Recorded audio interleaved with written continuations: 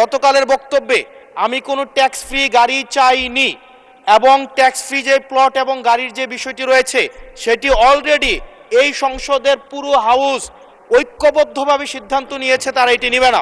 ত্রয়োদশ জাতীয় সংসদ গঠিত হওয়ার পর সরকারি দল এবং বিরোধী দল প্রত্যেকেই একটা কমিটমেন্ট দিয়েছে বহুদিনের প্রচলিত যে ট্যাক্স ফ্রি গাড়ি এবং প্লট আমরা নিব না, এই বিষয়ে আমরা সিদ্ধান্ত নিয়েছি। এবং গতকাল এই বিষয়টিকে সমর্থন জানানো পূর্বক আমি এই সংসদে একটা বক্তব্য প্রদান করি, যেটি আজকে বিভিন্ন মিডিয়াতে এটা একটা বিভ্রান্তি ছড়ানো হয়েছে।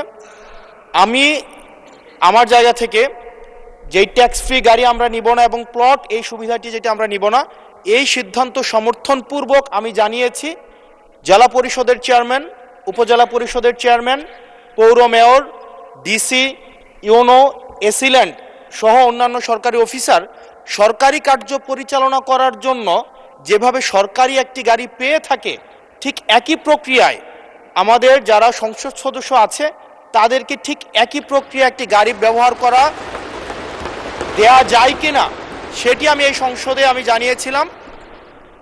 সরকারি মালিকানাধীন একটি গাড়ি যতদিন পর্যন্ত এমপি থাকবেন ঠিক ততদিন ব্যবহার করবেন এবং সেটির জন্য কিন্তু এক্সট্রা খরচও লাগবে না, কারণ আমাদের এই সংসদ সদস্যদেরকে কিন্তু ইতিমধ্যে 70,000 টাকা কিন্তু গাড়ি মেনটেনেন্স করার জন্য দেওয়া হয়। এখন গাড়ি মেনটেনেন্সের জন্য 70,000 টাকা করে দেওয়া হয়, কিন্তু আমাদের গাড়ি নেই। এখন আমার যে বক্তব্যটা সেটি হচ্ছে গতকালের বক্তব্যে আমি কোনো ট্যাক্স ফ্রি গাড়ি চাইনি এবং ট্যাক্স ফ্রি যে প্লট এবং গাড়ির যে বিষয়টি রয়েছে সেটি অলরেডি এই সংসদের পুরো হাউস ঐক্যবদ্ধভাবে সিদ্ধান্ত নিয়েছে, তারা এটি নেবে না।